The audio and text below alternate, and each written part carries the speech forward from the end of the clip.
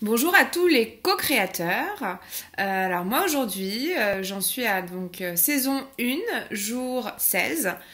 Donc j'ai entamé ma 4e semaine. Donc effectivement, si on fait 16 divisé par 7, on n'obtient pas forcément 4. Donc ce qui signifie que en fait, je me suis rendu compte que les semaines dans le cahier défi des 100 jours ne font que 5 jours. Moi je fais aussi le week-end. Alors je suis pas toujours assidue à 3 millions de pourcents.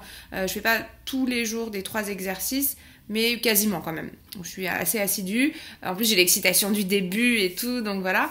Et aujourd'hui, donc début de 4e semaine, j'ai envie de faire un bilan.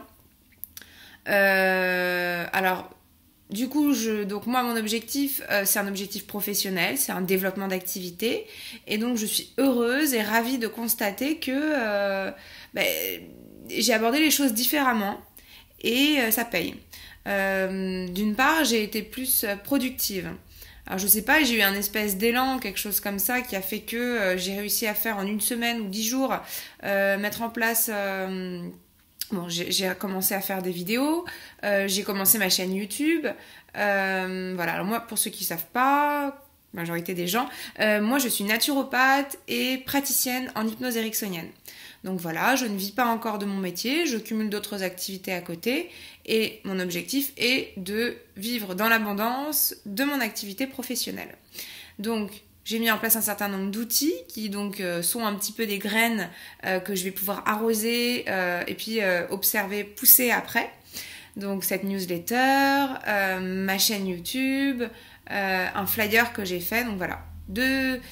Ça a été donc sur les 2-3 dernières semaines pas mal de productivité. Je suis assez contente.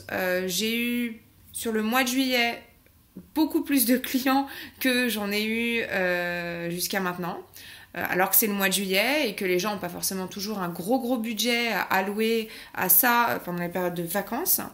Donc voilà, donc je suis très heureuse, j'ai vraiment envie de partager ça avec vous. Surtout si comme moi vous êtes dans une optique de développement d'activité professionnelle, quelle qu'elle soit, n'hésitez pas à partager avec moi, entrer en contact avec moi, je serais ravie d'échanger. En plus, je pense qu'à plusieurs, c'est intéressant parce qu'on peut se stimuler les uns les autres, voilà, ça met une petite pression et finalement, vous savez, c'est comme le trac peut être positif d'une certaine façon. Donc voilà, donc jour 16, je constate que j'ai bien avancé.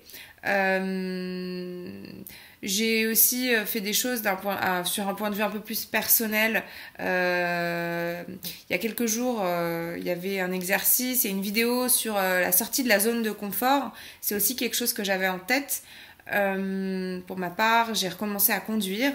Voilà, j'ai eu un gros accident de voiture. On a fini sur le toit avec mon compagnon il y a bientôt 2 ans.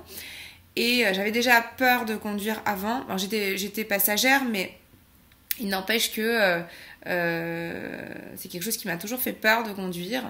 J'ai jamais été très à l'aise. Je vis à Paris, donc j'ai pas forcément besoin.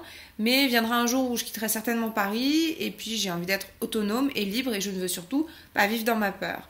Donc pour moi, reprendre la conduite, c'est une sortie de ma zone de confort aussi. Donc j'ai repris la conduite, j'ai repris 2 cours de conduite jusqu'à maintenant, donc une fois la semaine dernière, une fois cette semaine. Et entre les deux, j'ai conduit avec la voiture de mon compagnon 2 heures le week-end dernier dans Paris. Et c'est cool. Et c'est pas confortable au début, mais une fois qu'on sort de sa zone de confort, waouh, c'est top. Et du coup, voilà, n'hésitez pas à partager aussi avec moi si pour vous, il y a eu des choses comme ça par rapport à votre zone de confort qui ont avancé. Je serais ravie d'échanger là-dessus. Et voilà, et je vous souhaite une merveilleuse journée, une merveilleuse semaine et un magnifique été.